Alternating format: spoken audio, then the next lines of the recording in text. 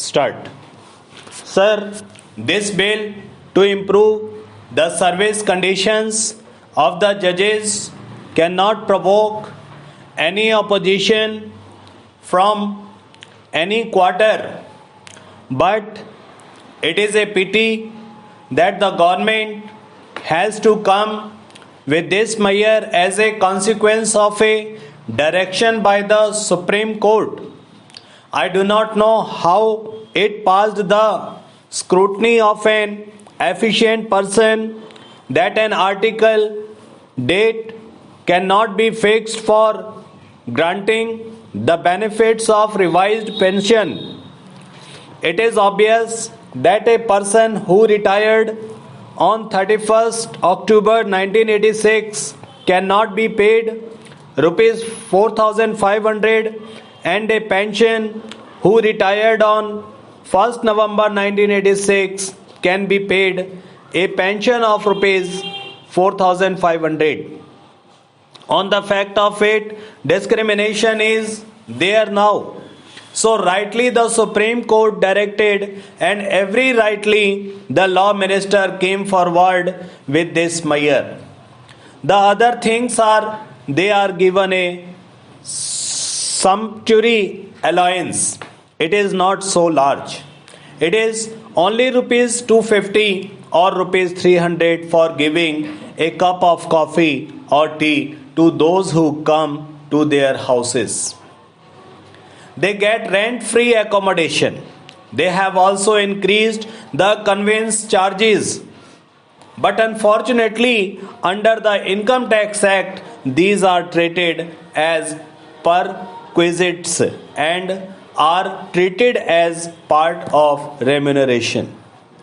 The result is the state government gives with one hand and the central government takes away with another hand. So they realized that it is not the same government's hand, it is a different government's hand. So they are removing any anomaly now. But here we have to pause for a minute. Such a thing has to be done for others also. When you are giving some allowance, the allowance should not be included in the remuneration, and tax should not operate as it as being part of original salary. If you are giving some allowance to meet a specific purpose like transport, and if I am using that money for such purpose, then it should not be made a burden on my original remuneration by way of increased income tax. You are eating into the original remuneration. So this facility should be extended to other fixed salary people who, so that they will have a high sigh of relief. Then about gratuity, the rupees 50,000 shilling is also not good so far as the provisions of the bill are concerned.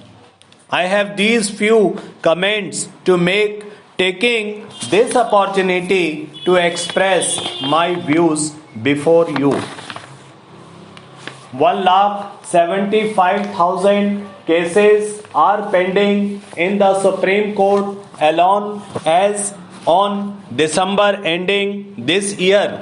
14,39,000 cases are pending in the various high courts. And if you complete the present sanctioned strength of judges in the Supreme Court and the High Court, and if they refuse to entertain any future petitions, they will take 15 years to dispose of all these original pending cases. That is, you stop in the gate and open the out gate. Do not receive any further petition for 15 years to come. The judiciary can say that for 15 years to new petition will be accepted or entertained. Even if they do that, it will take 15 years for them to clear all the cases pending now. In Allahabad High Court alone, there are 5 lakh cases pending. To meet this situation, one of the things thought of was to increase the number of judges.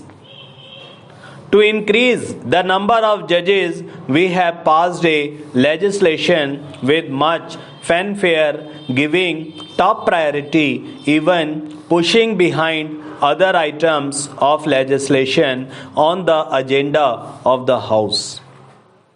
The Business Advisory Committee was asked to give priority to this legislation, which proposed increasing the number of judges of the Supreme Court from 18 to 26. But what is the result? Till recently, the number of judges in the Supreme Court, after increasing its strength to 26, was not even the original component. It was just 15. Having said that strength of 18 would not be sufficient, you sought priority for this legislation and increased the strength from 18 to 26. But for 11 years after that, even the original quota was not there. Here a word about the appointment of judges, etc. The Honorable Minister said in Rajya Sabha about 3 months back that very soon 4 judges for the Supreme Court would be appointed. I was present there when he said it, and so he won't contradict it. Sir, there is a convention and I will tell you what it is. In Andhra Pradesh, that there is the High Court. Andhra Pradesh is a fairly big state with 42 members in the Lok Sabha and 18 members in the Rajya Sabha, altogether 60 members of parliament, and it is one of the big states. When there was one judge from the Andhra Pradesh High Court sitting in the Supreme Court, they used to say, let him retire and then we will appoint another judge. There is only one exception in the case of one pension in these last 40 or 50 years, when a second man was appointed for 1 year as judge of the court.